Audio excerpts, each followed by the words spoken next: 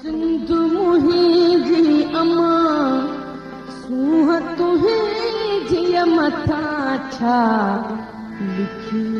छा लिखां छा लिखी छा लिखां सिंध मुंहिंजी अमा। दुनिया जा सिंधियो हिक मुठ थी सिंध बचायो। सिंध मुंहिंजी अमा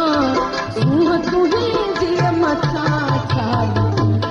छा लिखां। सिंध जो क़ौमी आवाज़ radio voice of Sindh London.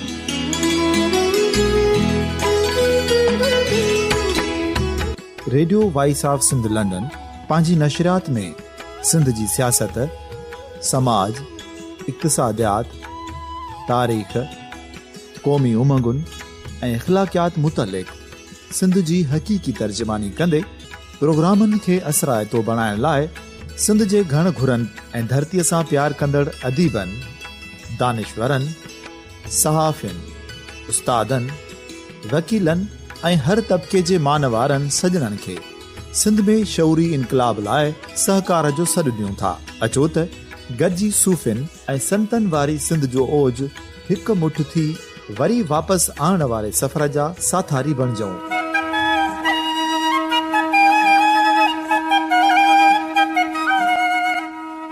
हिकु नए सुबुह जी शुरूआत जो पड़ाॾो घर घर, ॻोठ ॻोठ ऐं शहर शहर ताईं पहुचायो। शाल सिंध आबाद ऐं ख़ुशहाल थिए, सिंधी माण्हू सुखियो ऐं सताबो थिए।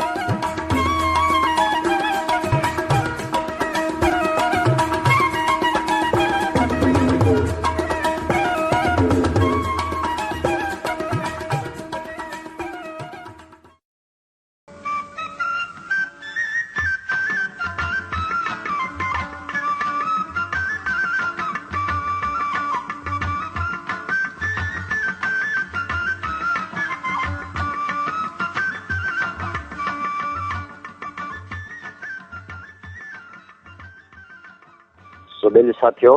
जी लतीफ़ इलाक, आवां Saleem Bhutto Latifi. Radio voice of Sindh London जे हफ़्तेवार रिहान बेटाई मोह जो भाग जे सिरे हेठि अॼो को मौज़ू आहे ॿियो ॿारींदो केरु। जित न पखीअ पेर तित टिनके ॿाहिड़ी, जित न पखीअ पेर तित टिनके ॿाहिड़ी, ॿियो ॿारींदो केरु खाहोड़की खेररी। ॿियो ॿारींदो केरु हिकु सवाल बि आहे, हिकु हैरत अंगेज़ ताजुब वारो जुमिलो बि आहे। साईं पंहिंजे दौर में ॿारणु ॿारे वियो ऐं उन ॿारण जे एवज़ जेको असांखे पले पियो या जेका साईं लाट ॿारी उन जी रोशनी कहिड़ो की इस्लाम सिंध जे हवाले सां कहिड़ो किरदारु अदा कयो, इहो पुराणनि प्रोग्रामनि में ॻाल्हि कंदा आया आहियूं, आईंदा बि मौक़े सां ॻाल्हि कंदासीं। त उन हवाले सां अॼु असां साईं फ़िक्र मां ॿियो ॿारींदो केरु जे उनवान हेठि कीअं मौजूदु आजिते खां वाजिब कहिड़ो किरदारु अदा करे सघूं था, ॻाल्हि ॿोल कंदासीं। हर इंसान जी हिकु नफ़्सियात आहे त हिनखे ज़िंदगी प्यारी हूंदी आहे, पर के अलॻि सोच शऊर वारा इंसान हूंदा आहिनि जेके पंहिंजी ज़िंदगी अलॻि ढंग सां अलॻि नमूने सां जीअणु चाहींदा आहिनि। अहिड़ा इंसान मौत ऐं हयात जे सरहदुनि खां ॿाहिरि पंहिंजी हयाती ॻोल्हींदा आहिनि। हू रुॻो 50 या 100 साल जहिड़ो रहणु न चाहींदा आहिनि, पर हू ज़िंदगी खां पोइ बि ज़िंदा रहंदा आहिनि ऐं ज़िंदगी खां अॻु बि ज़िंदा रहंदा आहिनि, पर ज़िंदगी ॾांहुं अहिड़ो रवैयो सभु वटि न हूंदो आहे। इन क़िस्म जो ज़िंदगी ॾांहुं रवैयो रुॻो उन्हनि वटि माण्हुनि वटि थी सघे थो जेके ज़िंदगी खे धरती ऐं पंहिंजे माण्हुनि जे आजिके ऐं आसूदगी में ॻोल्हीनि, पंहिंजी हयाती मौत में ॾिसंदा आहिनि। ही न हुअण में हुअण जो तस्वुर ई आहे जेको कंहिं इंसान खे हयाती खां ॿाहिरि हयाती बख़्शे थो। लतीफ़ साईं वटि ज़िंदगी जो न हुअण में हुअण वारो तस्वुर हो जेको पाण खे कुझु न सम्झंदे ख़ल्क़े ख़ुदा खे ई सभु कुझु सम्झो, पंहिंजी ज़ात जी जुज़ खे कुल सां ॻंढियो। जुज़ विञायो जोॻीअ कुल सी आहिनि कम, जुज़ विञायो जोॻीअ कुल सी आहिनि कम। छा साईं सदियुनि खां साफ़ अमुन आसूदगी ऐं आजिके वारी सिंध जो माण्हू हो ऐं हिन सिंध जी साहब जी उन रूह खे रूह सां सम्झो पए, जंहिं लाइ एडवर्ड बेकन पंहिंजे किताब में लिखियो आहे त मेहरान वादी जी तहज़ीब उन तुलसमी जन्नत यानी यूटोपिया जे ख्वाब जो ताबीर ॻोल्हे लधो हो जंहिंमें दुनिया अमुन ऐं आसूदगी जो आदर्श हासिल करे चुकी हुई। जंहिंजी दौलत जो को थोरो हिसो बि दिफ़ा या उन अॻु भराई करण लाइ हथियारबंदी ते ख़र्च न थींदो हो। ऐं उहा ई जन्नत त आहे जंहिंजो तस्वर हर माक़ूल इंसान जे तस्वर में आहे। हीअ किताब डिगिंग फॉर हिस्ट्री सुफ़ो नंबर 213 ते एडवर्ड बेकन जा इहे लफ़्ज़नि सिंध जे उन आइडियल सूरत हाल जे हवाले सां। सिंध जी साॻे क़िस्म जी साहब अमून आसूदगी जी ॻाल्हि सुमेरी तहज़ीब जे खंडरनि मां मिलियल तख़्तनि मां हिकु तख़्ती ते हिन लिखत मां ज़ाहिर थिए थी त उहो मुल्क जेको सुमेर जे ओभर में आहे ऐं जितां ॿेड़ियुनि ज़रिए घणो कुझु हिते अचे थो, अहिड़ो मुल्क जितां सिजु उभरे थो ऐं उहो बहिश्त आहे जिते को मरीज़ न आहे, के बेवाहूं ऐं यतीम ॿार न आहिनि ऐं दुनिया जा समूरा मुल्क दिलमून यानी मुहिम जे दड़े ॾे पंहिंजूं शयूं मोकिलीनि था। किताब सिंधी ॿोली सुफ़ा नंबर 60 ऐं 59 सिराज मेमन साहब जो। हिन हज़ारे साल अॻु वारे दौर जी सिंध जे अमुन आजबे आसूदगी साहब जा ख्वाब शाह साईं जे अखियुनि में साभियां लाइ तड़पी रहिया हुआ। उहो ई कारण हो जो लतीफ़ साईं पाण खां वधीक धरती धनियुनि यानी के ख़ल्क़े ख़ुदा सां मोहबत कई ऐं हिन न हुअण में हुअण खे माणे वरितो। मरणा अॻे जे मुआ से मरी थियनि न मात, मरणा अॻे जे मुआ से मरी थियनि न मात, जीअणा हूंदा से हयात जीअणा अॻे जी जिया, या अञा फरमाइनि था जीअणा अॻे जी जिया जुग जुग से जियनि, उहे मोटी की न मरनि मरणा अॻे जे मुआ। शाह साईं जे ॼम खां वठी हिन घड़ी ताईं 3 सदियुनि खां वधीक अनेक इंसान ॼावा ऐं अनेक इंसान ही जहान छॾे विया, पर लतीफ़ साईं जिस्मानी तौरु असां वटि न हूंदे बि पंहिंजी फिक्री शाइरी ज़रिए ज़िंदा आहे। सिंध में त ॼण हू हर माण्हू वटि मौजूदु आहे, हू ज़िंदा आहे। शाह साईं आम माण्हू वांगुरु रुॻो 50-100 साल जी ज़िंदगी रहण न पए चाहियो, जीअं मथे बेतमाई वाज़े आहे ऐं ख़ुदि इहो ॻाल्हि ॿुधाइनि था। ईअं उहे इंसान सोचींदा आहिनि जेके आम रवाजी इंसान न हूंदा आहिनि। शाह साईं हिकु गैर मामूली शख़्स हो, उन करे उनजी सोच बि गैर मामूली ई हुई। शाह साईं सिंध जे माण्हू सां गॾु संसार जे हर मज़लूम मोहताज महकूम माण्हू लाइ ज़िंदा रहियो ऐं उन लाइ पंहिंजी फिक्री शाइरी सर्जी। हिन न पए चाहियो त रुॻो आम सूफ़ियुनि पीरनि सैदनि ऐं शाइरनि वांगुरु पंहिंजी 50 या 100 साल जी ज़िंदगी गुज़ारे गुमनामी जी मौत मरी वञे, या रुॻो अदबी महफ़िलनि खानकाहनि गादियुनि ताईं मिटी जे ढेर हेठां ऐं रश्मी बख़मली पढ़नि ऐं चादरनि में बेढ़ियल अलामती पूॼा ताईं महदूद हुजे। पर शाह साईं त ख़ल्क़े ख़ुदा जी दिलनि में रहण पे घुरियो ऐं सदियुनि ते रहण पे घुरियो। उन करे जो हिन जे ज़हन में रवायती पीर परस्ती ऐं वर्सियूं मल्हाइजणु कोन हो, पर हिन जी नज़र आवाम जी दिलनि ते हुई। हिन जो शौक़ु सतही कोन हो त बसि कंहिं ज़ाहिरी लक़ब या मनसिब ते पहुचिजे, बसि मनसबी तारीख़ जो हिसो बणिजे। शाह साईं गैर सतही गैर मामूली इंसान हो, उन करे हिन जी सोच बि गैर मामूली हुई। हू तारीख़ ऐं अदब खां तमामु वॾी शख़्सियत हुई। शाह साईं सचे सूफ़ी वांगुरु सिंधियुनि ऐं आम इंसान सां मोहबत कई ऐं सची मोहबत कई, जंहिंजे इश्क में हिन ज़िंदगी खे बि मामूली सम्झो जो मुग़ल हाकमनि कलवड़नि हाला जे मक़दूमनि बुलड़ी ऐं मटियारी जे सादात माइटनि जी दुश्मनी पलाए पियसि। ही ज़ाती दुश्मनी न हुई, पर वतन पर आजबे ऐं आसूदगी लाइ जाखोड़ींदड़ कुवतुनि ऐं धारियुनि आसबनि ऐं उन जे साथारी फुरनि जो नज़रियाती टकराव हुयो।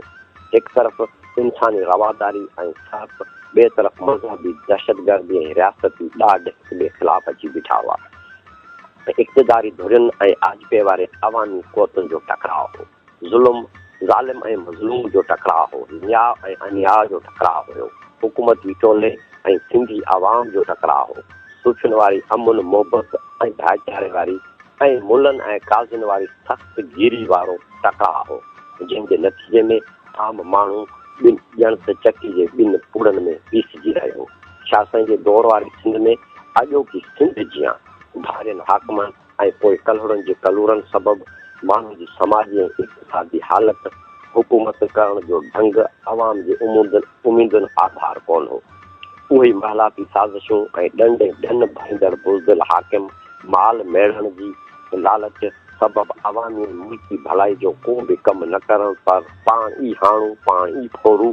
सॼो ध्यानु माल मिलण ऐं पंहिंजे ग़ैर मक़बूल ऐं कमज़ोर हुकूमत बचाइण तरफ़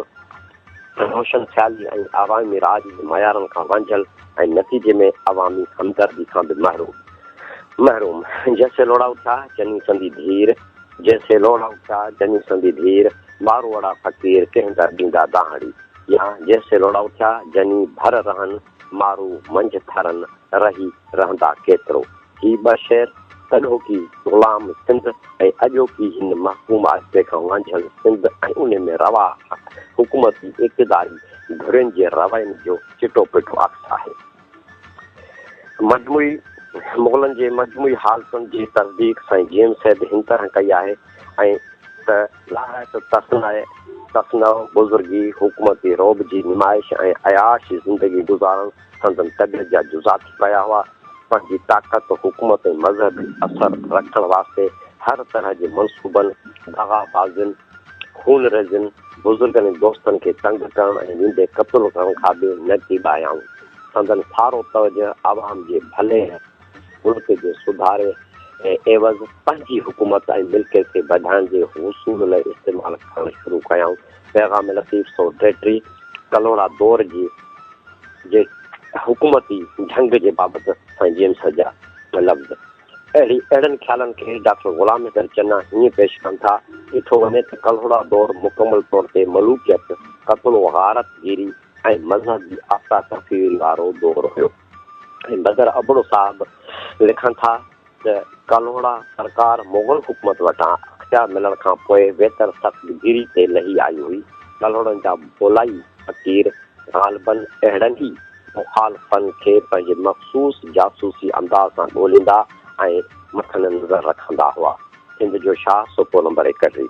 सिंध में शाह साईं जे दौर में कलोड़ा मुग़ल नवाबनि जा ख़ासि माण्हू हुआ ऐं मुस्तक़बिल में सिंध ते इक़्तिदार माण संदन मक़सदु हो। तंहिं करे कलोड़ा मुस्तक़बिल में कंहिं इम्कानी रंडक खे हटाइण लाइ सिंध जी अवामी सूफ़ी तहरीकुनि ऐं सिंध में मुग़ल शहनशाहियत जी किरंदड़ राज जे विच में ढाल बणिजण जो किरदारु अदा पिया कयो ऐं ख़ुदायार ऐं फिदायार जा लक़ब ऐं मनसब पिमाणिया ऐं सिंध में ॿिनि वॾनि बुज़ुर्गनि खे शहीद करायो जंहिंमें झोक वारो शाह इनायत ऐं खोड़नि वारो मुल्ही अब्दुर्रहमान खोड़ो क़ाबिल ज़िक्र आहिनि। कलोड़ जो मज़हबी आड़ में मुग़लनि जे सहकार सां आवाम ऐं सूफ़ियुनि सां ज़ुल्म कंदे इक़्तिदार जे ऐवाननि जो सफ़र हुकूमती टोले ऐं संदन साथाई मज़हबी आलमनि मुलनि काज़िन उमरान रईसनि जागीरदारनि जोधारनि हाकिमनि सां सिधो सहकार ऐं सिंधी माण्हू जे हर तबिके ऐं कबीले जो सिंध जी कुंड कुर्छ में मज़ाहमती किरदारु उन दौर जी सिंध जी अहिड़ी सूरत हाल एवज़ पैदा थींदड़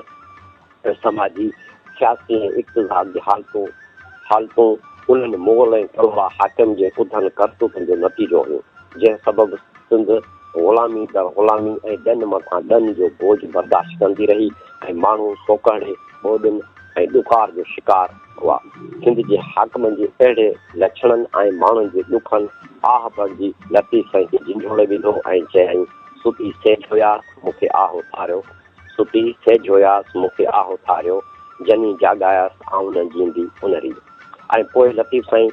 ॾुतड़ियल महकूम ग़ुलाम सिंध ऐं सिंधियुनि जे आज कई आसूदगी जी फिक्री तहरीक जो बुनियादु रखियो ऐं मथे बेत में जंहिं आह जो इज़हार कयो उहा आह सॼे रिसाले में ॾुख विछोड़े वरलाप उमीदुनि ऐं ख़दशनि जे रूप में भरी भरी वर्जाव में आयल आहे। खावड़ी ऐं रामतरी जो मजमूई दरगो उन आह जो इज़हार आहे पर खावड़ी तहरीक तारीख़ बि आहे। कहिड़ो अथई काम गंजे डूंगर गाम में कहिड़ो अथई काम गंजे डूंगर गाम में पती कंहिं पहाड़ खे अचे न आराम मतां डूंगर दोरीअ उझी को आवाम हरास करे हराम खाम त खाहोड़ी थिए पेर परूड़े पाए गंजे में गुन घणा पेर परूड़े पाए गंजे में गुन घणा खाहोड़ी खरा वया न का ओॾी माह जनी ॾिठी जाए तनी मोटण मिहणो। ही खावड़ी तारीख़ रुॻो ॾुतड़ियल बेघर थियनि माण्हुनि हारियुनि पोरहतनि रोलड़े में रहंदड़ फ़क़ीरनि जी दरबदरी वारी तहरीक न हुई पर हिकु फिक्री ऐं शौरी तहरीक हुई। आज ताईं आसूदगी लाइ राह हमवार करण लाइ जागरता ऐं सहकार जी तहरीक हुई जंहिंजा के उसूल मयार ऐं कमु करण जो तरीक़ो ऐं चिटो पुटो मक़सद बि हुयो ऐं सुरखावड़ी ऐं रामकली जा बेत हिन क़िस्म जे फ़िक्र जी उबतार आहिनि। बदर अबड़ो साहब लिखनि था त मुमकिन आहे त भिटाई साहब तसव्वुफ़ जी मंज़िल जा के मुशाहिदा कुली बयान न कया हुजनि ऐं उहो बि मुमकिन आहे त उन वक़्त जे सियासी हालतुनि खे आॾो रखी अलामत ऐं इशारनि में ॻाल्हायो अथसि। सिंध जो शाह सुफ़ो नंबर 82। हिन पस मंज़र में ॾिसिजे थो त सुरखावड़ी ऐं रामकली जा बेत अलामती तौरु तमामु माना ख़ेज़ आहिनि जेके तोरियल तकियल ग़ुलाम सिंध जी सियासी हालतुनि जी तज़िये ऐं खाहोड़ी तहरीक जे मजमूई मज़ामती किरदार जा ओञाण आहिनि। जंहिं रोशन ख़याल खाहोड़ियुनि मज़हबी मतभेद खां पासीरो थी आजिपे आसूदगी अमन मोहबत ऐं भाईचारे जी अवामी इनकलाबी तहरीक हलाई ऐं लतीफ़ साईं पंहिंजे मज़ाहमती शाइरी जी प्रचार कंदे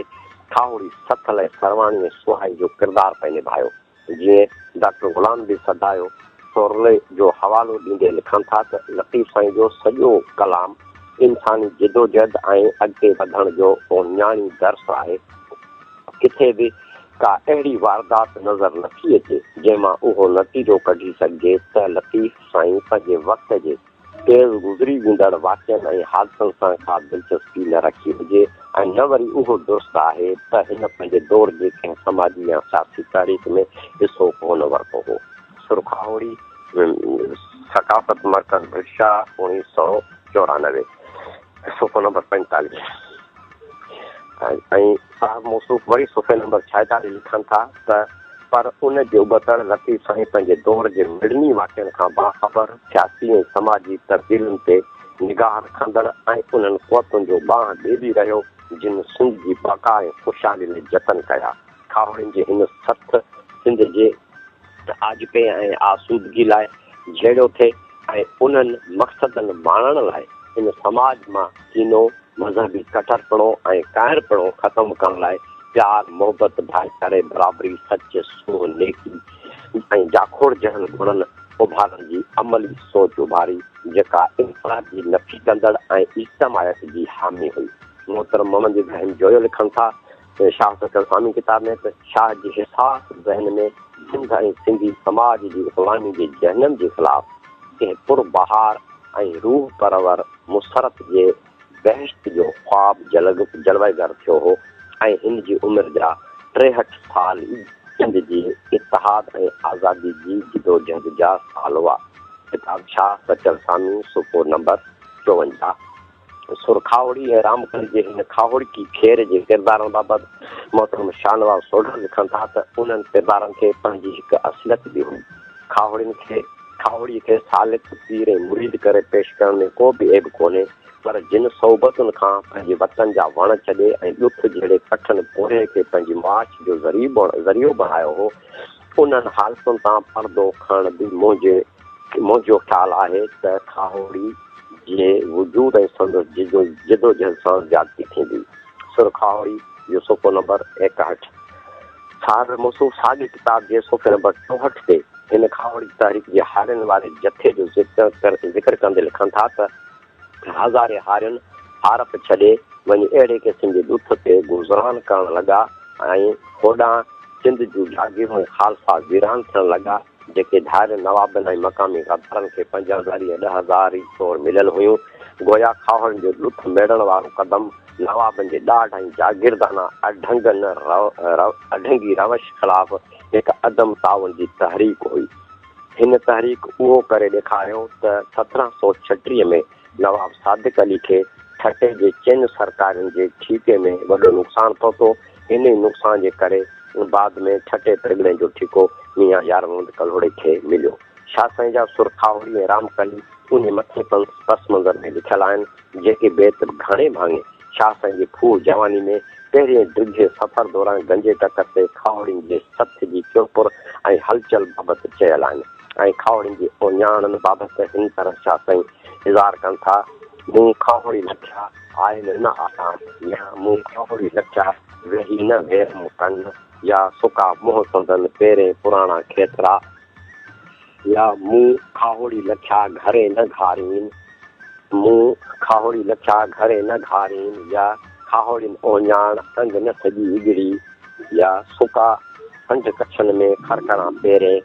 वरी चवनि था डोरींदे में तूं करे कयाऊं पाण पणी। ऐं अञा बि हिकु बेत आहे मूं खाहोड़ी लखिया सुम्हनि की न पए समर कयाऊं सुञ में डोरे ॾुख लही वया उत वही जित निहायत नाहिका। ऐं अञा हिकिड़े बेत में साईं फरमाइनि था ॾोथी सा डोरीन जा जूई सुई न ॿुधी पासा मथे पाहड़े खाहोड़ी खोड़ीन विॼा उत वोड़ीन जित निहायत नाहिका। ही चंद बेत उन्हनि में सिट किथे 2 सिटूं किथे 3 सिटूं बेतनि जो हुयूं मखसूस मक़सद ख़ातिर जेके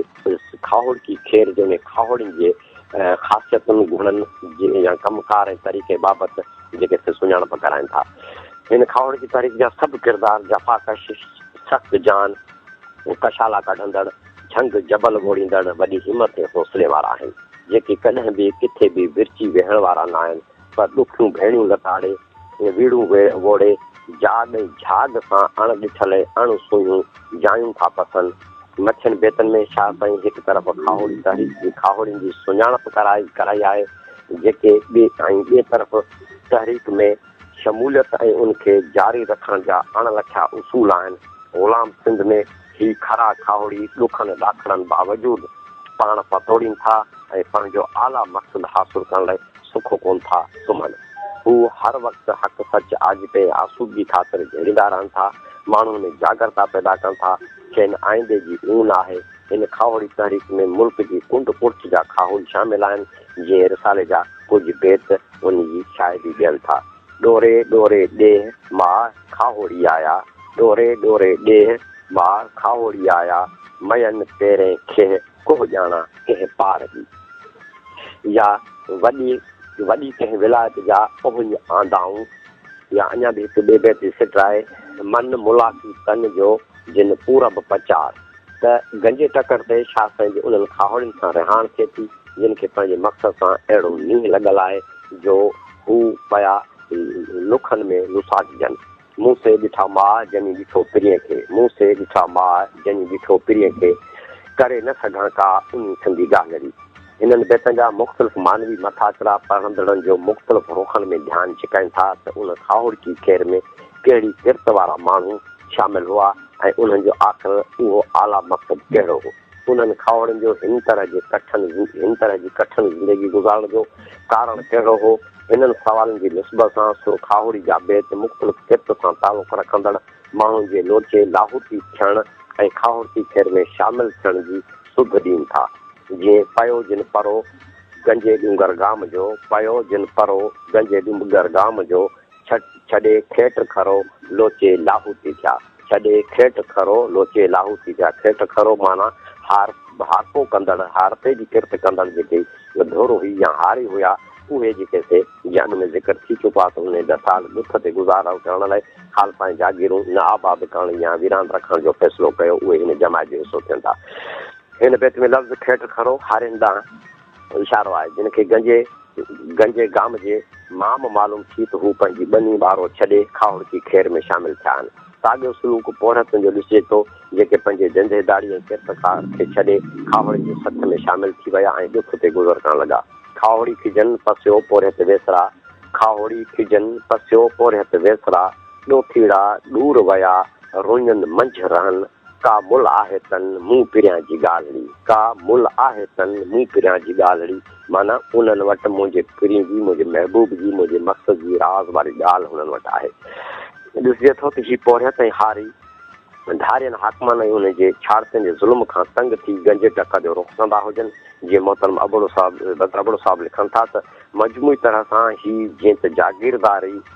दौर हो तंहिं करे संदसि चिभट में जेके तबिका अची रहिया हुआ तन में नंढो ज़मीनदार तबिको ऐं हारी तबिको सभ खां अहम हुआ। हिननि तबिकनि जा ॿिया साथारी पोरहत तबिका जहिड़ो लोहार वाढा मोहाणा रंगरेज़ कोरी संदन महसूलनि ऐं मुआशी फुरट सबबि सख़्त वीचारगी वारी हालत में हुआ। पीर हसन राशिदी हिन हवाले सां लिखनि था त हिननि जे ॾींहंनि में कंहिंजो अंग सलामत न हो न कंहिंजो नंग महफ़ूज़ हो। राति जो सुम्हियल खे सुबुह जो जहिड़े उथण जी उमीद कान हुई ऐं सुबुह जो जहिड़े जाॻंदे खे शाम ताईं ज़िंदा रहण जो भरवसो कोन हो।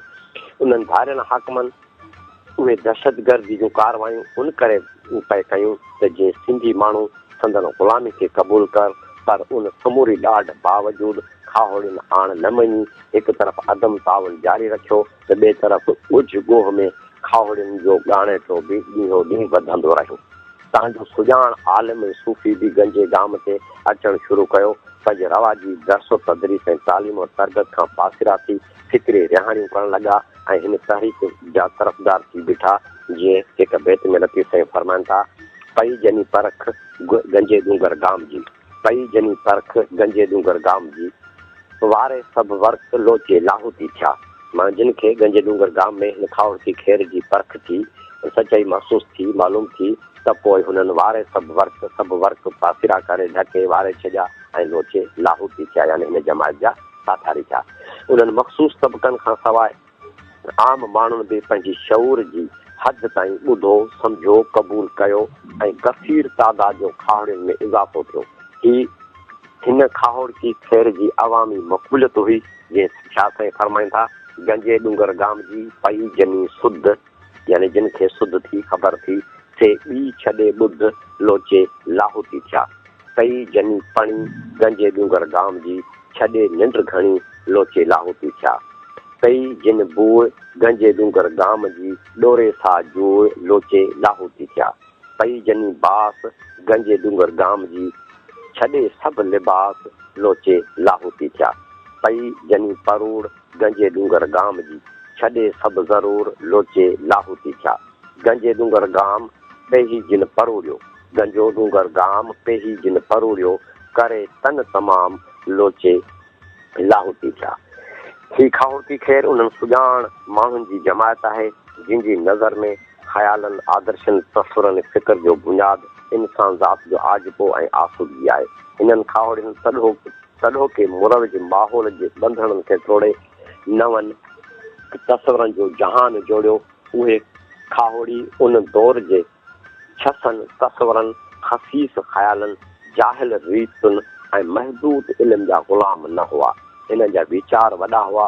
ऐं पर ख़्वाहिशूं ख़तमु हुयूं। हिननि जा आदर्श उत्तम हुआ जेके उन दौर जे इल्म खां घणो अॻिते वधी नए अमुन, आजिबे ऐं आसूदगी वारे समाज जा हुआ। जेका ॻाल्हि हिननि थे कई, जेके ख़याल ऐं ख़्वाब, किरदार ऐं कारनामा हिननि खे पेश कया, जेके रवाया ऐं क़दुर खाहोड़ियुनि खे ॾसिया, से सतही ऐं छसा न हुआ। जेके मान ऐं मापा हिननि खे ॿुधाया, से रवायती न हुया। जीअं हिननि पे हालतुनि खे जाचियो, तीअं आम माण्हू नथे सोचियो। हू पंहिंजे दौर खां निहायत अॻिते वसी तरमाना में इनकलाबी हुया ऐं जॾहिं हालतूं अहिड़े मोड़ ते आहिनि जिते बज़ाहिर का बि वाह नथी सुझे, रुॻो ॾाढ आहे, उते खाहोड़ियुनि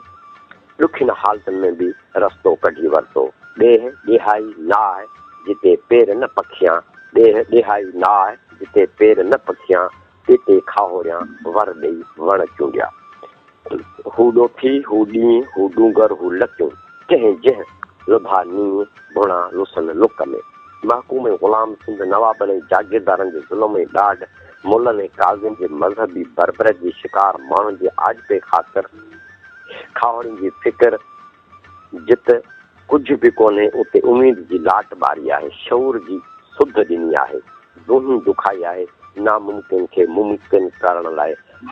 हिमत ॾिनी आहे। जिते अर्श न उबको ज़मीन न आहे ज़रो, जिते अर्श न उबको ज़मीन न आहे ज़रो, न को चाढ़ाओ चंड जो, न को सिज सरो, उते आदसिन जो लॻो दंग दरो, परे किन परो नातरी ठाऊं नाह में। हासिल मतिलबु जिन ऊचाइनि ते पखी पेर नथो रखी सघे, उते बाह पई ॿरे, यानी शऊर जी जिन ऊचाइनि ते अञा इंसान जी सोच जो पखी पर नथो हणी सघे, उते तारीख़ जे हिननि ग़ैर मामूली खाहोड़ियुनि शऊर ऐं सम्झ जी ग़ैर मामूली लाट ॿारी आहे। अहिड़ा खाहोड़ी कंहिं ॾिठा त छा पर ॿुधा बि न हूंदा। जितन पखी पेर तित टिनके बाहिड़ी, जितन पखी पेर तित टिनके बाहिड़ी, ॿियो ॿारींदो केरु खाहोड़ की खेरवी। इन दौर में छा साईं पंहिंजे सियासी शऊर ते ॿधल शाइरी थुमुरनि सुरनि, ख़ासि करे मारवी, कामोड़, ससी, सोहणी, ॾहर, बिलावल, सामुंडी, सरेराग, सोहणी, खाहोड़ी ऐं रामकली में बयानु करे उन जो अवाम में प्रचार शुरू कयो। पंहिंजे माहौल ॾांहुं सुरते साञा वारो ही रवैयो माण्हुनि जी परखे बरूड़ वारो ॾांहुं ऐं संदसि सियासी समाजी शौर जी ओत जा चिटा ओञाण शाह जी शाइरी में मिलनि था। ऐं मालूम थिए थो त शाह साईं त उहो अज़ीम शाइर न पर हिकु सियासी मुफ़क़र, समाजी मुदब्बिर, समाज सुधारक, हिकु नए रज़ाकार इंसान जो तसवर ॾींदड़, गहरो इंसानी फ़लसफ़ो, ज़िंदगी जी ॾाहप जी बुलंदियुनि ते पहुतल ॾाहो नज़र अचे थो, जंहिं क़ौमी आजिबे जे फ़िक्र फरही जी प्रचार ख़ातिर वॾी ख़बरदारी सां शाइरी जे हवाले सां ॿिनि शयुनि जी चूंड कई। हिकु त शाह साईं पंहिंजी शाइरी जा मौज़ू सिंध जे ॿाहिराड़ी जी अवामी ज़िंदगी मां खयां ऐं ईअं करण सां सिंध जी सकाफ़त खे बका बख़्शियो ऐं ॿियो उन अवामी ज़िंदगी में रहंदड़ सिंधी माण्हुनि जी घणाई सां मुखातिब थियण लाइ सिंधी ॿोली में शाइरी करे सिंधी ॿोली खे बि बचाए वरितो। शाह साईं जी शाइरी जा मौज़ू, कहाणियूं ऐं किरदार सिंधी समाज जे माज़ी हाल सां तालुक़ रखियो थिए। शाह साईं माज़ी जा मज़बूत किरदार खणी ऐं समाज में ज़बान जिद आम किस्सनि ऐं कहाणियुनि मार्फत आवाम सां रिहाण कई। संदन किरतकार धंधा पेशा रीतियुनि रस्मुनि रवाजनि सोण साठ संदन तारीख़ ऐं सकाफ़त मां पंहिंजी शाइरी जो तानी पेटो उणियो। सूफ़ियुनि जोगियुनि ऐं सामियुनि सां रिहाणियूं कयूं, मुख़्तलिफ़ धंधनि ऐं हुनरनि जे मर्कज़नि में वियो, शहरी ऐं ॻोठाणी ज़िंदगी जो पूरी रीति अभ्यास कयो, मस्जिदनि ऐं मंदरनि में कीने हसद तासुबे बनावट जाह ऐं जलाल कूड़े मान ऐं मर्तबे तात ऐं तलब सां टुमटार ज़िंदगी खे पासीरो रखी शाह साईं ॿाहिराड़ी जी अवामी ज़िंदगी जेका ऐबनि हूंदे बि साफ़ सुथरी सादी मोहबत अमन ऐं ख़ुलूस ऐं सचाई सां भरपूर हुई, उन ज़िंदगी खे पंहिंजी शाइरी जो बुनियादु बणायो। छाकाणि त शाह साईं ॼातो थिए त उहा अवामी ज़िंदगी हुकूमती तब्दीलियुनि जे बावजूदि सिंधी ज़बान ऐं सकाफ़त खे साझो थी आई ऐं शाह साईं पंहिंजी शाइरी में सिंध जी सकाफ़त जी तारीख़ खे महफ़ूज़ करे असां ताईं पहुचायो। शाह साईं जे कलाम जी मजमूई खे शाह जो रिसालो सॾिजे थो ऐं रिसालो लफ़्ज़ जी माना आहे पैगाम। तंहिं करे शाह जो रिसालो जी माना पैगाम। हर शाइर या मुफ़क़र पंहिंजे ख़्यालनि, नज़रियनि ऐं प्रचार वक़्तु ॼाणंदो आहे त हू माण्हू जे कहिड़े तबिके खे मुखातिब आहे ऐं उन तबिके जी ॿोली कहिड़ी आहे। शाह साईं जे ज़माने में सिंध में हाकिम ऐं मथे तबिके पारसी ते ॻाल्हाई ऐं शाह साहिब बि पारसी में शाइरी चई थिए सघियो, पर ईअं करण सां रुॻो हाकिमनि ऐं मथे तबिके खे मुखातिब थी पए सघियो। ऐं शाह साईं जी शाइरी जा मौज़ू जीअं त ॿाहिराड़ी जी अवामी ज़िंदगी में खयल हुआ ऐं हिन मुखातिब बि सिंधी माण्हू जी घणाई खे करण ते घुरियो। तंहिं करे हिन सिंधी में शाइरी करे सिंधी ॿोली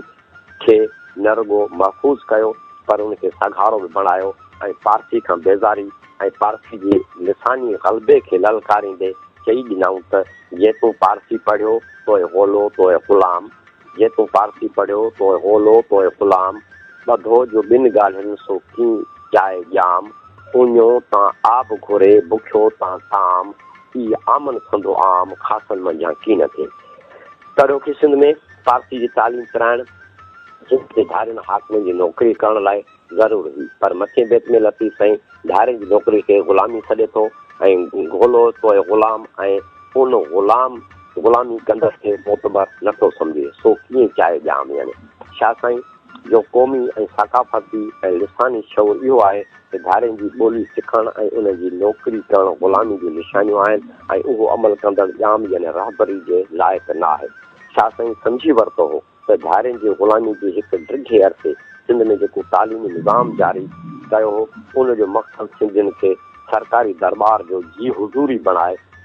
संदन दिलनि मां हुबल वतनी जो जज़्बो ऐं जोश ख़तमु करे लिसानी तरह पारसी जे कूड़े हथ ठोके बालादस्ती जे धुबड़ में फासाइणो। शाह साईं खे ख़बर हुई त सरकारी वज़ीफ़े ऐं इमदाद ते हलंदड़ मदरसा ऐं पलजंदड़ काज़ी मौलवियुनि ऐं उन्हनि मां हासिलु थींदड़ डिग्री ऐं तालीम माण्हुनि लाइ संदन ईची में ग़ुलामी जो घटि साबित थींदी। उन करे जो उहा खेनि कंहिं सरकारी दरबार में वठी थी वई ऐं हिकु दरबारी जे वतन दोस्ती ऐं क़ौमी गैरत हमेशह इक़्तिदारी धुर जे पॉलिसी जे ताबे हूंदी आहे ऐं अहिड़ो इंसानु आवाम सां सचो रहण बदिरां पंहिंजी नौकिरी ऐं धारियुनि हाकिमनि सां वफ़ादार थी पवंदो आहे। लतीफ़ साईं खे उन बुनियादी हक़ीक़त ॼाण हुई त धारिया हाकिम जंहिं क़िस्म जी तालीम ॾींदा आहिनि उन मां संदन मक़सदु इहो हूंदो आहे त कब्ज़े हेठि आयल मुल्क ऐं माण्हुनि सां मां नज़रियाती तरह मफ़लूज ठोगिन चापलूसनि ऐं आवाम ऐं मुल्क दुश्मन कारंद जो टोलो पैदा कजे जेको फिक्री तरह संदन दर जो वफ़ादार जानवर साबित थिए ऐं उन टोले जे दिलि ऐं दिमाग़ में पंहिंजे माण्हुनि शयुनि हुनरनि सक़ाफ़त ऐं ॿोली जी मोहबत पूरी रीति निकिरी वञे ऐं हू पंहिंजे मुल्क ऐं माण्हुनि जे रत सत जा प्यासा बणिजी संदन इक़्तिदार जी सघ ऐं ड्रेग लाइ मददगार साबित थियनि। अहिड़ा नतीजा सियासत हिन तरह बयानु कया आहिनि। कंहिं पठाणनि सी ॿोली जे न ॿुझनि, कंहिं पठाणनि सी ॿोली जे न ॿुझनि, ऐं सिंधी जो सायो करियां हू पारसियूं पुछनि, आओ मुलाक़नि सर्दियूं सूर पिराया। मथे पसमंज़ में ॾिसिजे थो त लतीफ़ साईं आम शाइर, तारिक, वली या तस्वराती फ़िलसोफ़ या रियायत याफ़्ता सादात घराणे जे फ़र्द जो नालो न आहे, पर हिकु अमली नज़रियाती तहरीक ऐं तंज़ीम जो नालो आहे। जीअं तहरीक सिंधियुनि खे एन छिड़ो छड़ थियण वारे वक़्तु सक़ाफ़ती लिसानी क़ौमी बुनियादुनि ते क़ौम खे मुतहद ऐं आज़ादु रखण लाइ वजूद में आई। उन तहरीक खे वधीक वसी सिंधगीर ऐं आवामी बणाइण लाइ ऐं अखंड में हिन उन वक़्तु हलंदड़ अहिड़े क़िस्म जी आवामी क़ौमी आजपे जे तहरीकुनि सां साकारी ॻांढापा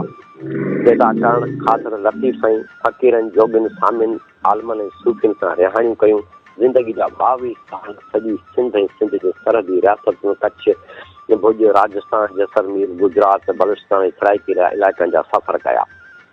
शासन जा उहे सफ़र न रुॻो सिंधी आवाम जी समाजी, सक़ाफ़ती, इक़्तिसादी ऐं सियासी हालतुनि जे मुशाहिदे मुताले लाइ हुया, पर क़ौमी मज़ाहमती आजपे वारी जाखोड़ ख़ातिर साकारी सफ़र हुया ऐं उन सां गॾोगॾु पंहिंजे आफ़ाक़ी ऐं लाफ़ानी शाइरी वसीले सिंधी आवाम खे पारसी जे लिसानी अदबी ग़लबे ऐं इक़्तिदार खां निजात ॾियारण लाइ हिकु अज़ीम जिदोजहद ऐं जाखोड़ पिणु हुई। हीअ तारीख़ सिंधी आवाम हुबुल वतनी ऐं आज़ादी जा जज़्बा जाॻाइण जी कोशिशि हुई ऐं हिन तरह हिन तारीख़ में अवामी शमूलियत साकार जो सॾु ॾिनो। पहिरीं छपर पस गंजे डूंगर गाम जो, पहिरीं छपर पस गंजे डूंगर गाम जो, तोखे ॾींदा ॾस ॾोठी आहिनि में। अञा बि मुख़्तलिफ़ तबक़नि खे हिन तारीख़ में अचण लाइ दावत ॾिए थो। हिननि बेतनि में हलो जो लफ़्ज़ इज्तिमाही सहकार जे सॾ खे ज़ाहिर करे थो ऐं घटि में घटि 8 बेत रामकली में अहिड़ा मिलनि था जिन में हलो त तकिया फसोटनि जा वर्ग थियल आहिनि। मिसाल जे रातो ॾींहुं रमन हलो त तकिया फसोटनि जा, या चित जनी जा चोर हलो त तकिया फसोटनि जा, या जिनजी अलख सी आगाह हलो त तकिया फसोटनि जा। ऐं अञा बि साईं फरमाईंदा हू जे फना थिया फ़क़ीर हलो त तकिया फसोटनि जा, या जे ख़ुदी खे खाइनि हलो त तकिया फसोटनि जा। अञा बि आहे त ख़ाक जनी जी खट हलो त तकिया फसोटनि जा, अहिड़ा जनी हाल हलो त तकिया फसोटनि जा। ऐं आख़िरी बेत सुठी हिकिड़ी जे कीन क़बूलण हार हलो त तकिया फसोटनि जा। त हीअ 8 बेत हिननि बेतनि जी आहे वराणी हलो त तकिया फसोटनि जा हिकु जामे सॾ आहे उन मक़सद तरफ़, उन पंहिंजे तहरीक तरफ़ ऐं उन तहरीक जे मक़सदनि जे हासिलात वारी जाखोड़ तरफ़ हिकु जामे सॾ आहे हलो त तकिया फसोटनि जा। शासन जा कुझु बेत ख़ासि तौर ते लिका बुणनि लोक में ज़ाहिर कनि था त खावड़ी ऐं मुमकिन आहे त ख़ुदि लतीफ़ साईं पंहिंजे पहिरें डिघे 3 सालनि वारे सफ़रनि दौरान रोपोशी सबबु ॻुझनि टिकाणनि ते गुज़ारींदा हुजनि ऐं संदन कम बि रूपोशी वारी हालति में राज़दारी जे बुनियादनि ते हुयो ऐं जेके ख़ुदि तहरीक में हूंदा उहे ई उन्हनि खे सम्झी सघंदा हूंदा। इन खावड़ की तारीख़ जो मक़सदु जिदोजहद ऐं कम जो नमूनो बिल्कुलु नओं आहे। 11 बेत लुका भरण लोक में जे खावड़ जी राज़दारी खे ज़ाहिर कनि था, जीअं आहे जोगी साण ज़रूरु लिका भुणनि लोक में, या नांगा थिया निहाल लिका भणनि लोक में, या ॻुझ न ॻाल्हाइनि लिका भुणनि लोक में, सामी सोन थिया लिका भुणनि लोक में, करियो सेण सही लिका भुणनि लोक में, पिनियो 5 कणी लिका भुणनि लोक में, खणियो खिदाऊं लिका भुणनि लोक में, कंहिं जंहिं कमाई लाइ लिका भुणनि लोक में, इहे ओहञाणाने लिका भुणनि लोक में, जोगिन खटियो जस लिका भुणनि लोक में, दाइम झलियो दम लिका भुणनि लोक में। ही 11 बेत जिन में हिन जी राज़दारी लिक जो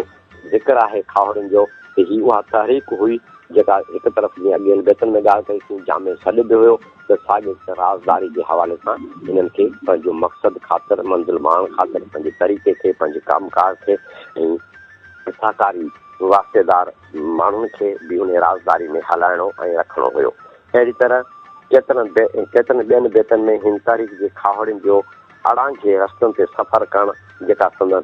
रूपोशी जी तकाज़ा हुई संदन तहरीक सां वाबस्तगी ऐं सचाई ऐं तकलीफ़ूं सहण जी आदत जो ज़िक्र बि छा साईं कयो आहे कि अहिड़नि ओञाणनि गुणनि वारा हिन तहरीक में शामिलु थियण लाइ एतबार ऐं भरवस जे लाइक़ु थी सघनि था, छाकाणि त करोड़नि जा मोलड़ाई फ़क़ीर ऐं मोलनि जा आमिल जागीरदार ऐं किन सरकारी आलमनि जा खुताबी या कारंदा हिननि खावड़ी फ़क़ीरनि जी जासूसी पिणु कंदा हुआ। वेझो वञ म वाट खे कोह जुॾूं को वाट जो ज़िद को वाट जिते को रस्तो वाट बि न हुजे, यानी आम ॾिठल वाठल रस्तो न हुजे त वेझो वञ म वाट खे कोहज कहज ॾूंहुं को वाट उझी मंझां आट आदेसी थी आओ तूं आवाट माना जिते का वाट बि न हुजे। कुपेरियां में पेर कनी पातो पेरिए जियां मुंझनि माण्हूअ सॼनि पिया सेर इन भूअ संदो भेर कोड़े मंझां को लहे, या कुपेरियां परे थिया अॿुधी ॿुधाऊं अॿुधी यानी अणॿुधी खे बि ॿुधाऊं कंहिं जंहिं लुधा नींहं भुणा लुसनि लुक में संदा खाहोड़ियुनि परे सुजनि पेचरा या समर कयाऊं सुञ ॾोरे ॾुथ लही, या लॻो पेर लकनि सी छिॼो थियनि छिहूं या छपर जा सुहा ॾोथियुनि ॾुथ चितारियो, या कंहिं आॾो कननि आॾो ताड़ियूं गूंगनी जीअं घुमनि, या पए दार दयूं कयो पीरत तां न पुछनि नकी खणनि पाण सी नकी साणनि पाण, या पाणी वेठा पाण सी पर में कनि परियाण, या वैरागियुनि वरनि ॾिसणु घणो ॾोहलो, या जुज़ विञायो जोॻे खुलसी आहिनि कम। ऐं अहिड़ी तरह बेत जो सिलसिलो आहे जेके हिन जी राज़दारी खे ज़ाहिर कनि था, या ॿुझनि ॾुखियनि रस्तनि ते अणॾिठे रस्तनि ते ऐं अणसूहनि पेचरनि ते हिननि जो सफ़र थिए थो, उहो सिर्फ़ु इन करे ऐं हुननि जूं उहे आदतूं जेके आम माण्हू जूं न आहिनि उहे रवैयनि में पंहिंजे आदतुनि में उथण वेहण में सफ़र करण जो तरीक़ो हुनजो बिल्कुलु जेको निरालो आहे मुख़्तलिफ़ आहे आम माण्हू खां, ही इन जी तनज़ीमी तक़ाज़ाऊं हुयूं जो इन्हनि खे इन हाल में इन रंग में इन ढंग इन तरीक़े सां जेको न रुॻो कमु करिणो हो पर पाण खे लिकाइणो बि हो। त छा साईं जी हिन खावड़ी तारीख़ सां छा साईं जी हिन खावड़ी तारीख़ सां पंहिंजी वाबस्तगी 36 बेतनि में जे हिकु वर्जा में थी थी उन उनरी जे वर्जा मां ज़ाहिर आहे। ऐं अनेक बेत अहिड़ो ॾस ॾींदा था जीअं जोगेड़ा जहान में नूरी नारी मरी जिन भरी आउन जंदी उनरी, जोगेड़ा जहान में नूरी नारी मरी जिन ॿारी आउन जेंदी उनरी, या बेत हिकु सिट आहे सुखुन जे संदान आउन जेंदी उनरी, सुखुन उन्हनि जा जेके गुण आहिनि उन्हनि खां सवाइ न थी सघां। वाजट वैरागियुनि जा मूं वटि वॾी वठ, या वाजट वैरागियुनि जा मूं वटि वॾो माल, जांकी मूंखे नियो पॻ पाए पाण ॾे हू जे तार पॻाइनि आउं न जेंदी उनरी, वेहक मूं वेही आउं न जेंदी उनरी, सामियुनि जी संभाल मुंहिंजो चित चङो कयो, किन गुणनि ॻहर विञायो हो मां जोगियुनि मूंसी जे कया, किन सामियुनि जी सद मरां जंहिंजी गोदड़ीअ में गुल, या ॾुख लाहींदसि ॾील जा तुहनि जीअं तारे ईंदमि ओतारे कीअं जूं ॾींदमि ख़बरूं, या मूं संग जहीं सी सो सामी सांभी थियो, चुंझो हो मन खिली अॼु सो बाग थियो। त अहिड़ी तरह बेतनि जो इहो जेको वर्जाव आहे, आयल आदतुनि जा मूं ते गुन घणा अला वाई जो सटोन अॼु अब्दल जी चे मोहब मंझ मणिया अला मूं उहा वैरागियुनि से। खावड़ी तारीख़ जी राह ते हलंदे ॾुखनि ॾाखड़नि ऐं सख़्तनि खे सहंदे जेको लतीफ़ लुत्फ़ वठे थो उनजो इज़हार हिन तरह सां ई कनि था। सूहप में सप घणा मंझि माखी होए, सूहप में सप घणा मंझि माखी होए, सूहप में ॾाहक में शौर में ॾंग हिन ज़हरा सप घणा मंझि पर अंदरि में माखी आहे मंझि माखी होए, परो तनी पोइ जो उझी पोइ उन सां, पर इन जी लज़त जी ख़बर उन खे पवंदी जेको उन सां क़ुर्बान थी ॾेखारींदो ॾाहप सां या सूहप सां। छा साईं हिन क़िस्म जो क़ौमी दर्द जेको हिन खे जाॻाए बेचैन करे थो त सुठी सेज हुयासि मूंखे आओ थारियो, गनी जाॻायासीं ऐं हुन जंहिंजी उनरी त ख़ल्क़े ख़ुदा जी हिन शायदि साईं खे सुख सुम्हण न ॾिनो ऐं उन दर्द खे ॿियनि दिलनि में पैदा करण लाइ चवे थो दर्द बेदर्दनि खे आला मूं जीअं ॾे जिन खे सुध न आहे साव जी भल सुर्खी चखनि से मन मुंहिंजे जे वाक़ुफ़ खे न विरो वञा। ॼण छा साईं क़ौमी आज ते आसूदी ख़ातिर माण्हुनि जी उन वक़्तु तरबियत कंदे धारे ग़लबे ऐं ग़ुलामी ख़िलाफ़ माण्हुनि में मुखालफ़त ऐं मज़ाहमत उभारींदो रहियो ऐं सिंधियुनि में एक इतिहाद ऐं क़ौमी यकजहती पैदा करण लाइ छा साईं पंहिंजे माठीनी तरबियत ऐं आला सुभाउ वारी फितरत ऐं संदसि मिज़ाज में कटरपण ऐं बेसब्री ऐं मायूस न हुअण सबबि पाण नेठ मोहबत ऐं सबुर सां रोज़मर्रा जे वाक़िअनि जो मुशाहिदो कंदो ऐं आवाम में पंहिंजे फिक्री प्रचार कंदो रहियो। पंहिंजे अहिड़े फिक्र सबबि शाह साईं जे फिक्र ॼण त फिक्री तहरीक जो रूप वरितो ऐं ख़ुदि शाह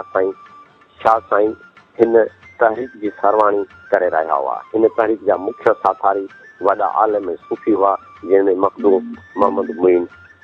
ठठवी जंहिंखे उर्फ़ आम में मखदूम थारो बि चइजे थो, पीर मोहम्मद अधमकोटी, सैद मूसन शाह जिलानी घोटकी, मियां इब्राहिम अधेलो खारे वारो ऐं अमीन मोहम्मद शाह लाखाट मातली ऐं सांवलो फ़क़ीर या सांवल फ़क़ीर बदीन ऐं भगत मेखण बदीन में भगत मदन जेको साईं जो भगमटी यार हुयो ऐं कोटड़ी मुग़ल में जेके साईं जा सावरा हुया ऐं साईं 15 साल खां पोइ शिफ्ट थियण ताईं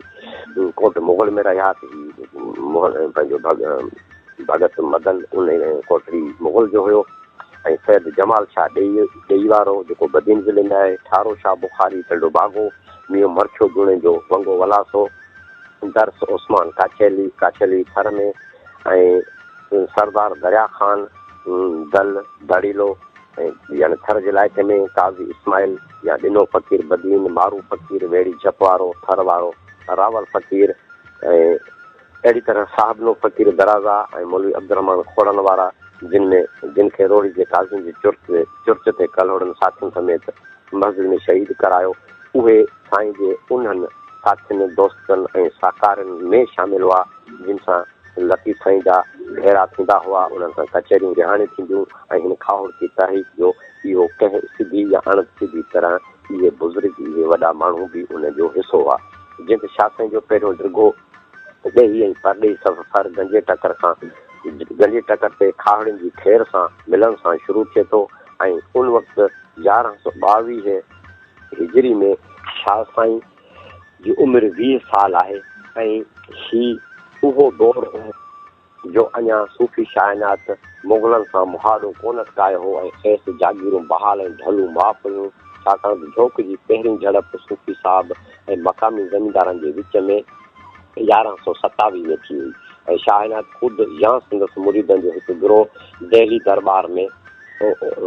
दाही थियो ऐं खेनि ज़मीनूं वापसि थियूं ऐं ढलूं बि माफ़ थियो। हिन हक़ीक़त जी तस्दीक लाइ बग़ैर अबड़ो साहब पंहिंजे किताब सिंध जो शाह सुफ़े नंबर 96 ऐं पीर हसामुद्दीन जो हवालो नई ज़िंदगी सुफ़ो नंबर 25 तां वरितो ऐं सूफ़ी हुज़ूर बख़्श पंहिंजे किताब सूफ़ी शाइनात शहीद सुफ़ो नंबर 120 ते ॾिनो आहे। तंहिं करे शाह लतीफ़ 1127 खां अॻु यानी 1122 हिजरी में पंहिंजे दौर में खाहोड़ी फ़लसफ़े जो सिंध में पहिरियों शौरी प्रचारक आहे। जीअं बग़ैर अबड़ो साहब सिंध जो शाह सुफ़े नंबर 42 ते लिखनि था त खावड़ियुनि सां गॾु निकिरी वियो हो, संदसि उमिरि उन वक़्तु 20 साल हुई। महसूस थिए थो त हिन ई दौर में भिटाई पंहिंजी सियासी शऊर शाइरी ते ॿधल समूरनि सुरनि ख़ासि करे मारवी कामोड़ ऐं ससी जी अलामती कहाणियुनि रस्ते ॿियनि शाइरनि वांगुरु बयानु करे उनजो अवामी तबक़नि में प्रचार शुरू करण जो मक़सद सां गॾु मुग़लनि सां गॾु कलोड़ा बि संदसि जान जा दुश्मन थी पिया। इहो हवालो बदर अबड़े जी किताब सिंध जे शाह सां वरितल आहे। शाह साईं जे सवा निगारनि लिखियो आहे त नूर मोहम्मद कलोड़े शाह साईं खे 2 भेरा मारण जी कोशिशि कई। हिकु भेरो खेसि ज़हरीलो कुस्तो ॾिनो वियो जंहिंखे पाण इस्तेमालु करणु बदिरां दरिया में उछले छॾियो ऐं ॿिए भेरे हिकिड़ी घोड़ी सवारी लाइ ॾिनी वई त जीअं उहा घोड़ी खेसि किराए मारे छॾियो। शाह साईं खे हिन तरह मारण जो सबबु उहो थी सघे थो त नूर मोहम्मद कलोड़े खे ज़ेर बार करे लतीफ़ साईं खे ख़तमु करण जी कोशिशि धारियुनि हाकिमनि ऐं कलोड़नि जी साज़िश जो नतीजो हुई, छाकाणि त हिननि खे ख़बर हुई त लतीफ़ी हिकु अहिड़ो माण्हू आहे जेको सिंध में पारसी जे लिसानी बालादस्ती जी मुखालफ़त सां गॾोगॾु धारे इक़्तिदार ऐं कलहोड़नि जे तर्ज़ हुकूमत ऐं धारियुनि सां साकार जो सभ खां वॾो दुश्मन आहे, जेको पंहिंजी शाइरी ज़रिए सिंधी आवाम में जागरता पैदा करे रहियो हो। पर मोहम्मद हाशिम ठटवी हिननि हाकिमनि जो मज़हबी भरजलो हुयो ऐं हिन मज़हबी ढाल संदसि उहे फतवायूं हुयूं जेके संदसि छटे में दबगीर मस्जिद मां जारी थींदियूं हुयूं ऐं मोहम्मद हाशिम ठटवी कलहोड़नि जे चीफ काज़ी हुअण जी हैसियत में लतीफ़ जे ख़िलाफ़ राग जे हवाले सां फतवा जारी कई हुई। हिन दुश्मनी जो कारण ॿुधाईंदे सूफ़ी तहरीक लाइ बर्टन लिखियो आहे त तसव्वुफ़ मक़ामी हुकूमत लाइ अहिड़ो ई ख़तरनाक सियासी हथियार सम्झो वेंदो हो जहिड़ियूं के ॿियूं केतिरियूं ॿुझियूं बिरादरियूं तारीख़ में ॼाणायल आहिनि। छा साईं, काफ़ी सालनि खां ॿुधो ऐं ॾिठो पए त यूरोपी लोक सामुंडी जहाज़नि ते चढ़ी ॿियनि वापारी जहाज़नि खे फुरण लुटण जो धंधो कंदा रहनि था, जंहिंजो ज़िक्र छा साईं सुर सामुंडी सरराग जे बेतन में हीअं थो करे, मोलम माग न अॻही हलंगी मंझि फिरिया मलाह तुंहिंजी मकड़ी अची चोर चढ़िया ऐं ईअं ई साईं चए थो अची सो ॾिठो जो कपर सोए कननि खे। त छा साईं नरगो मुले मुग़लनि ऐं कलहोड़नि जी मज़हबी हिकु हटी खे ललकारियो, नरगो फारसी पढ़ंदड़नि खे ॻोल्हा ऐं ग़ुलाम सॼियो, न फ़क़ति ॿाहिरिनि ऐं मक़ामी हाकिमनि जी फुरलट तबाहकारी ऐं गारतगिरी इक़्तिसादी इस्तिसाल ऐं बदहाली तंग दस्ती खे निधियो हो, पर हिकु सचे ॾात धणी जियां पंहिंजी शाइरी में ईंदड़ ख़तरनि ऐं ख़दशनि खां बि ख़बरदार थिए कयो। शासन जी तेज़ शाइराना हिस्से ॾिसी ऐं परूड़े वरितो त सिंध खे सामुंडी सरहदनि तरफ़ ख़तर सां ख़तरो आहे ऐं हू हिंदुस्तान में ईस्ट इंडिया कंपनी जे उन्हनि इरादनि खां वाक़ुफ़ो ऐं मुस्तक़बिल तबाहनि खां बि सिंधियुनि खे होशियारु थियण लाइ चई रहियो हो त पंहिंजे आॻिते ऐं आसूगी ख़ातिर ईंदड़ ख़तरनि ऐं लुटेरनि जे हमलनि खां पंहिंजी सोणी सिंध खे बचायो, जेके मुस्तक़बिल क़रीब में नादिर शाह काचार, अहमद शाह अब्दाली, मोहम्मद मदद खान पठान ऐं अंग्रेज़नि जे रूप में अचणा हुआ ऐं आया। पर सिंधनि शायदि ई कॾहिं शाह पंहिंजी शाइरी जे इन पासे ते सोचियो हुजे। खणियो तकबुर तकिया हीला कयो हलनि, खणियो तकबुर तकिया हीला कयो हलनि, मुड़ा तां न रहनि लिमी राह लतीफ़ जी, या आलम आऊं साण भरियो थो भेड़ करे पाण नाहे ॼाण मांडरे मंड पखड़ियो। हिन हवाले सां बदर अबुर साहब सुफ़े नंबर 18 ते लिखनि था त जॾहिं बि को फ़लसफ़ी शाइर या समाज जो दर्द रखंदड़ हिसास माण्हू पंहिंजे जज़्बनि ऐं अहसासनि जो इज़हार कंदो आहे तॾहिं हिन जाॾो समाज जो मारूज़ी हालतूं मौजूदु हूंदियूं आहिनि। छा लतीफ़ जॾहिं कंहिं छेलड़े जे गुम थियण ते वड़ोलू ॾियण खां वाक़ुफ़ु आहे तॾहिं उहो कीअं चई सघिजे थो त हू शाह इनायत वारी तारीख़ नादिर शाह जे हमलनि, मदद खान पठान ऐं अहमद शाह जे हथां थियल क़त्ले आम ऐं यूरोपी लोकनि जे वापारी शकंजनि, ईस्ट इंडिया कंपनी जे इरादनि, कलहोड़नि जे अंदरूनी वेढ़ांद, मुग़लनि ख़िलाफ़ आवामी बग़ावत ऐं ॿियनि अहम सियासी समाजी ऐं मुआशी हालतुनि खां अण वाक़ुफ़ ऐं लातालुक़ हुयो। साहब मौसूफ़ सुफ़े नंबर 35 ते वधीक उन्हनि वाक़िअनि लाइ लिखनि था त आउं सम्झां थो त भिटाई नादिर शाह ऐं अहमद शाह खां उन मंज़रनामनि खे निगाह में रखी इमामनि जो केॾारो चयो। ईस्ट इंडिया कंपनी सरगर्मी छा पंहिंजी सुञाण जन खे कुझु सोचण ते मजबूर करे रहियो हुयो, पर हाकिम अॻु निंड में हुआ जॾहिं त सिंध उन्हनि वाक़िअनि जे असरनि खां आजी नज़र नथी आई। जीअं साईं फरमाइनि था, मोलम सुखाणनि खे उभो गहे हाल, खोरियां अंग्रेज़ पूरियो परियां पूरे पाल, विच में वाघेरनि जी चारई पहर चाल, ही मॾ पहुचे माल जो पाण पराओ चाढ़ियो। यानी मोलम सुखाणनि खे सुखाण हलाइण वारनि खे बंदर ते ॿी ॻाल्हि ॿुधाए थो त ओरियां यानी सिंध ऐं बॉम्बे वारे पासे ॾांहुं अंग्रेज़ जी चुरपुरा, परियां यानी गोवा वारे पासे ॾांहुं परियां यानी पाल जेको या फरंगी जंहिंखे चइजे, जंहिंमें 3-4 मुल्क हुया, फ्रांस, पोर्चुगीज़, स्पेन वग़ैरह, उनजो गॾियल जेको ईस्ट इंडिया कंपनी हिकिड़ो महाज़ हुयो उहे पूरनि था पिया, माना उन्हनि जी चुरपुर आहे। विच में वाघेरनि जी चारई पहर चाल, वाघेला ऐं भाॼेला सुरखंबाट ते रहंदड़ क़ौमूं आहिनि, तॾहिं ग़ैर मुस्लिम हुयूं हींअर मुस्लमान आहिनि, उहे वरी गहरे विच समुंड में कज़ाकी कंदियूं हुयूं त विच में वाघेरनि जी चारई पहर चाल। तंहिं करे अहिड़ी सूरत हाल साईं उन दौर सिंध जे सरहदी सामूंडी इलाइक़नि उन सां लॻंदड़ बाक़ी सामूंडी इलाइक़नि जी जो ज़िक्र कयो आहे। वरी पोइ चवनि था ही मड पहुचे माल जो तो पराव चाहियो। इन सूरत हाल में ही मड जेको माल तो ॿेड़े ते सुवार कयो आहे सो मंज़िल ते पुॼे, इहो ॾाढो मुश्किल कमु आहे। जिते माणक माग तिते चोरां तकियो, थाऊं तन सभाग अमुल जिन उभायो, या बंदर जा भई त सुखाणिया मौसमो, कपर तो गुन करे जीअं माटी मंझि मही, एॾो सूर सही निंड न कजे नाखो आहे। या मुला मौलमन मूं ॾरी सुणी ॻाल्हि, या हिकिड़ो ॿियो बेत आहे, सॼो रातूं सुम्ही खियो मंझि खुमार, निंड न कजे एतिरी सुणज अदा यार, केतो कने न सुई कपर जी पुकार। अञा हिकिड़ी वाई जी सिट आहे, लथी खईं नाखुनि खे सामूंडी कारवार सां लाॻापियल उन्हनि सिंधी माण्हुनि खे हिकु यादाश्तनामे तौरु, ताने तौरु, हिकु मयार लुड़ापे तौरु चए थो, अबे ॾाढे कार नाहक छेड़ी नाख आहे। या मुस्तक़बिल जे सामूंडी अहमियत खे साम्हूं रखंदे, दायरनि जे कब्ज़नि खे जे अंदेशे खे साम्हूं रखंदे चए थो, सेवा कर समुंड जी जेके जर वहे थो जाल। या चवनि था से पूॼारा पुर थिया समुंड से जो जिन। सॼी सुञाण उमिरि सिंध जे आजते ऐं आसूदगी लाइ जाखोड़ींदे गुज़री, पंहिंजे फ़िक्र अमल ज़रिए हिन सचे दात धणी अॼोकनि अदीबनि जी बरक़्स आवामी सिफ़ुनि में पंहिंजी मौजूदगी मंझराई ऐं समाजी ऐं सियासी मामलनि ते सोचण ऐं अमल करण वारी ज़िंदगी अख़्तियार कई। जॾहिं त 18वीं सदी जे विच धारे ओलह में अञा अदब में अवामी तबक़नि जे मसइलनि ऐं ॿोली में लिखण जो तसवुर ई कोन उभरियो हो त लतीफ़ी तहरीक सॼो की सिंध जी रूहानी ऐं सियासी घुट ख़िलाफ़ रद्द अमल हो। हिननि लतीफ़ी खावड़ियुनि जे अखियुनि में सिंध जी आज़ादी जे आजिपे जा ख़्वाब साधा थियण लाइ तड़पी रहिया हुआ ऐं अॼु बि असां शाह साईं जे फ़िक्र ते अमल कंदे विञायल वक़्तु वारे सघूं था। ऐं जीअं लतीफ़ साईं जो हिकिड़ो बेत आहे, जेको ॾुथ करे त ॾूंगर ॾोरण ॾाखिड़ो, जेको ॾुथ करे त ॾूंगर ॾोरण ॾाखिड़ो, छपर कीन ॾे सूखड़ियूं सुतनि खे। सुतल माण्हू खे, सुस्त माण्हू खे, बेअमल खे का बि सौगात, का सुखड़ी, का नेमत, का आजिबो आसूदगी नथी मिली सघे, पर उन लाइ छपर झेड़णो पवंदो, जबल झागणा पवंदा ऐं तकलीफ़ूं सहणियूं पवंदियूं। त सुबेली साथियो,